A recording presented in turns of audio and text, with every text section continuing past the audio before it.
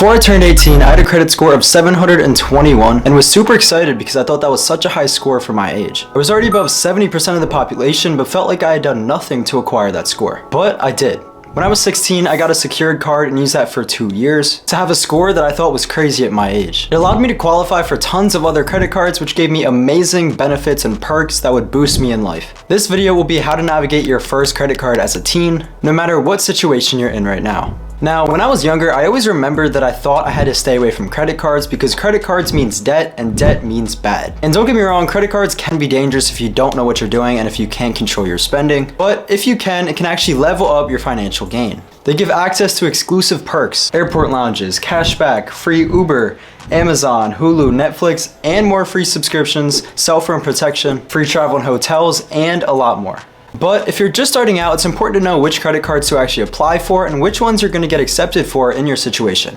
Let's dive right in. Because you're new to this, it's important to know why you should get a credit card instead of the one the bank issues known as a debit card that takes money out of your account right when you spend on it. First, just like we talked about, you get access to insane perks and cash back every time you spend using a credit card. You also get 28 days where you don't owe that money back, called the statement period. With all those perks, it also helps build your credit score, which can give you access to a ton of other cards with better perks down the line. You can also get higher limit loans with a good credit score, better car and mortgage rates, which ultimately save you thousands of dollars down the line. And now to start off with the best credit cards for the teens, the first one I recommend is the Discover It card. This was actually the first card I did get approved for, and they normally start you off with a very low limit because you pretty much don't have a credit profile at this point. It's great for building an initial credit score and exposing you to how they work.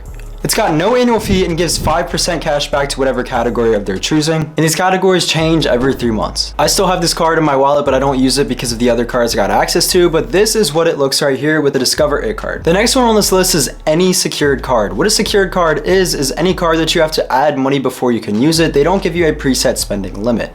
So if you want to spend $200, you have to deposit $200 into that card before you can use it. What the card company does is they hold that money until the end of the month, and then they will automatically pay back your statement period, which is how much money you owe. So you can never spend any money that you don't have on there. One that I recommend for this secured card is the Step card. This is one I've actually used and the one I was talking about at the beginning of this video when I was 16 to get a 721 credit score at the age of 18. This is a secured card and I have tons of videos on it. Just check out this playlist right here or some of the videos, the most popular ones about this card.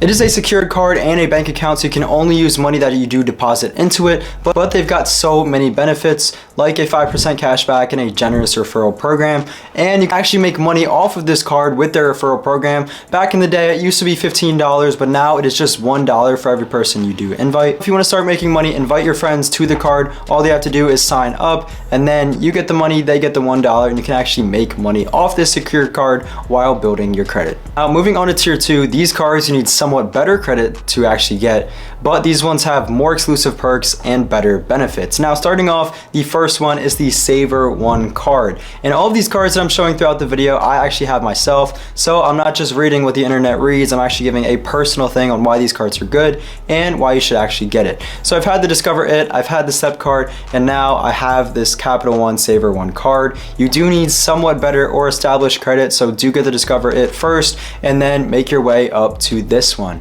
This one, I believe, gives 3% cash back up to 10% cash back on some categories, and it does give a complimentary free Uber One subscription every single month of $10, as well as 10% cash back on all purchases through the Uber app, or if you just spend money on the Uber website, Uber Eats, anything affiliated with Uber, 10% back and a free membership. So with the free membership, obviously rides are cheaper. I believe food deliveries are cheaper, or they don't have fees and no taxes on some of those. So that is one of the best things that comes with this card. Also, the 3% cash back on categories. It gives you access to Capital One travel and 2 free lounges that you guys can get access in to get free food while waiting for any flights. Those are some of the better benefits that come with one of these cards, along with your typical security protection, dark web monitoring, all that stuff. Now, I personally use this for all personal expenses, so I have racked up a lot of money with this card, and after spending over $20,000 with this card, I do have this as my second main card, which I do really like a lot. And this card is if you already have an established credit score, so of course go with the Discover It until you can actually get this card. But the good thing with this card is they will give you a better credit limit than the Discover card, which means more money to spend, which also means less money that you are using out of your total credit limit. And the good thing is every 6 months, they will automatically increase your credit score as long as you have not missed a payment and pay at least the minimum payment every single month. I started with a credit limit of $3,000 with this card, and they bumped me all the way up to $13,500. So it's good that every 6 months, they will automatically increase the amount that you're available to spend as long as you don't miss a payment. Now moving on, there's cards like the American Express Gold and the Platinum card, which both do have a fee of either $375 or $695. But if you are a teen or a beginner watching this, you're probably not gonna set that money aside just to have that card before any spending. So I recommend you guys do not get those cards. This video was just meant for a beginner's guide with no annual fee to get you into the credit game with a credit score so you can help you better in life. Now to see the exact route I did take, every single card that I mentioned in this video, I personally do have and have spent on. I started off at 16 years old with the Step card, which is the secured card I was talking about. I spent money on that card to actually get a credit score of $721 on my 18th birthday. And I do believe you can't really see a credit score unless you're 18. So when you are 18, Step will automatically report your spending history to the credit bureaus, and then within like 7 days, you will see a credit score. And then once you have that score, what I did at 18 is I got my first Discover It card. That was my first card that I did not have to put money into to spend. I started with a credit limit of $500, used that for a few months, then got approved for the Capital One Saver One card. And then after that card, I did get approved for a new business card, which is what I use most of my spending on now. The good thing about business cards is they don't report that money that you're using to your personal, so I can keep those two things separate.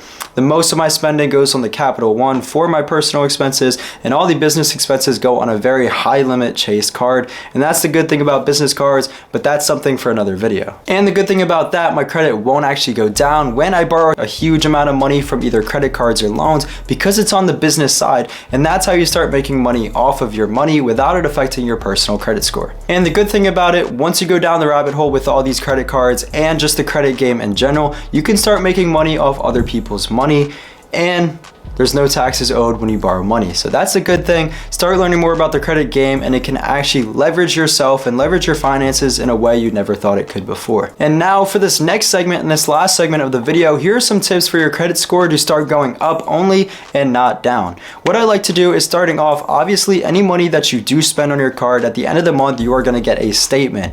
Do not pay the minimum payment, because then you are owed money on top of that money that you borrowed, and that is called an APR. I think these range from 18 to 34%, which basically means if you owe $100 and you only pay $10 of that, you now owe 18 to 34% on that remaining $90 that you did borrow. So the good thing is to pay your monthly statement in full. So if you borrowed $100 and you spent that on your card, it's important to pay that $100 back. Especially if you're a beginner, do not spend money that you do not have. If you cannot pay your monthly balance at the end of each month, you should not be spending it. If you don't have that money in your bank account that you could pay back right away, you should not be spending it, because then your credit score will go from here all the way down. Next one, don't apply for too many credit cards at one time. Each credit card will give you an inquiry on your score, which temporarily minuses your score anywhere from 3 to 5 points for 2 years. So don't go apply for 10, because then your credit score is going to be shot. It's going to go all the way down, and then you're going to wonder why your score is so low and why you're getting denied for all of these cards. That's pretty much the beginner ones. I hope this video helps you out in your credit building journey. And if you are a beginner and you do want to apply for any of these cards, I will have all of these cards linked down below so you guys can get a nice referral bonus.